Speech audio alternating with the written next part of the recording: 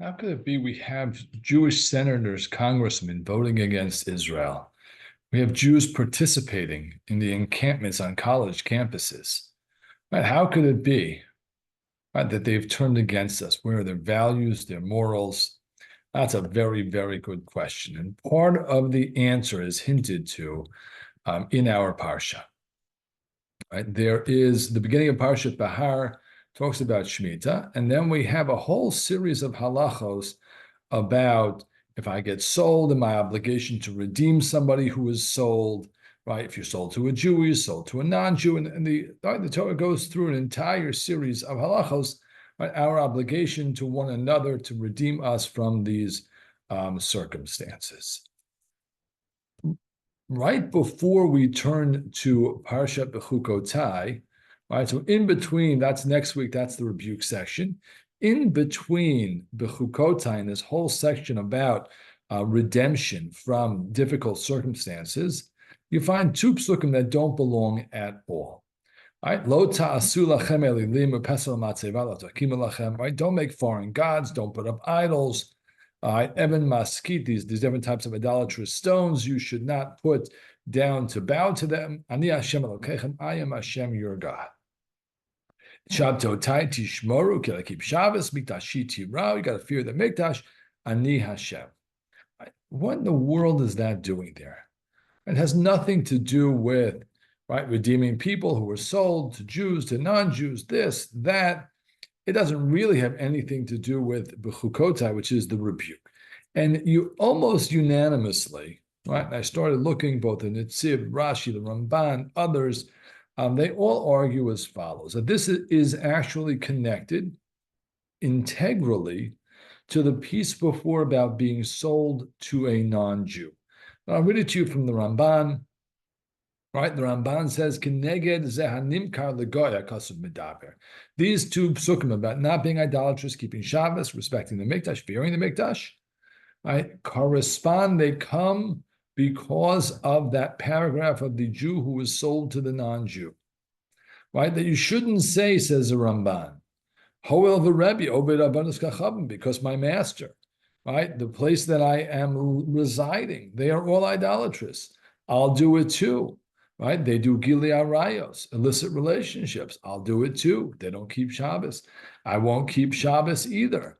Right? The Torah comes to say, even if you're living in a Gentile home, a Gentile society, you need to keep the Jewish faith. You need to keep Jewish values.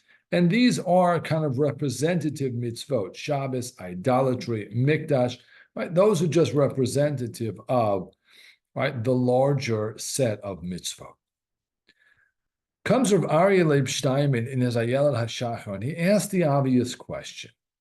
Right? He says, why in the world would somebody think that just because I was sold to a non-Jew, all of a sudden I'm allowed to be an idolater? I can violate Shabbos. I can be an adulterer, right? An illicit relationship seeker.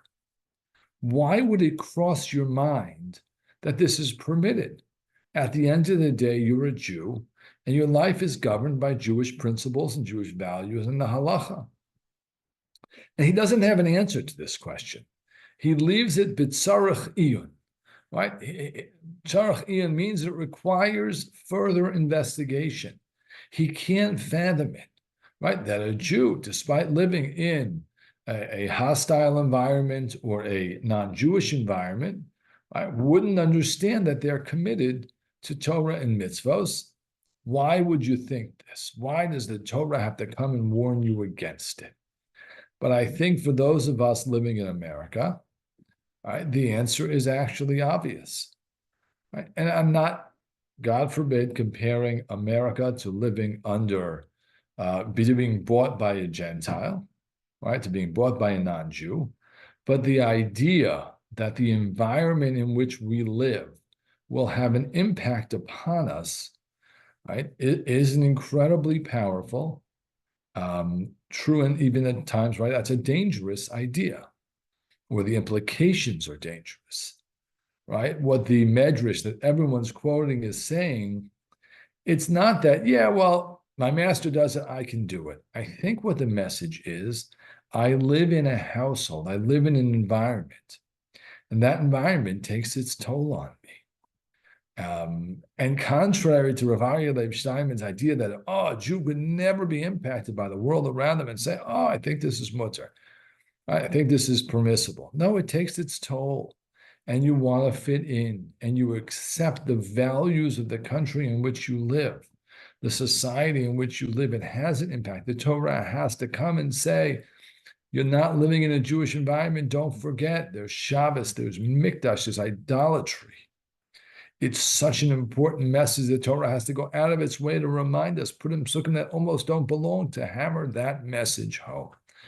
And sadly, that's what we see in America, right? The betrayal of Israel, of Zionism, of Jewish ideas, is a result of the impact of the culture in which we live.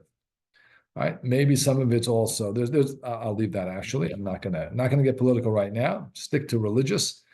But whether it be left-wing politics or right, a certain extreme liberalism, a desire to fit in or whatnot, the place in which you live, the environments, the thoughts, they impact us. They ebb away at our Judaism. They have the potential, right, to erode our Jewish values, our faith, our beliefs. And the Torah has to come and remind us, you're a Jew, and a Jew has beliefs and principles and morals and mitzvot. You gotta stick to them.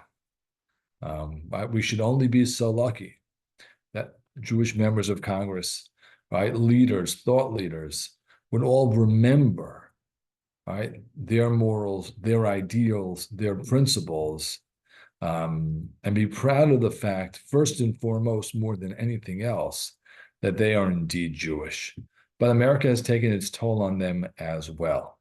But those of us who, right, remain strong, it is our job to raise our voice, to fight the good fight, because we believe, no matter where we live and what the ideas around us are, that we are committed to our core principles, to Shabbos, to Mikdash, to God, and of course, to the Jewish people. That I wish you a Shabbat Shalom.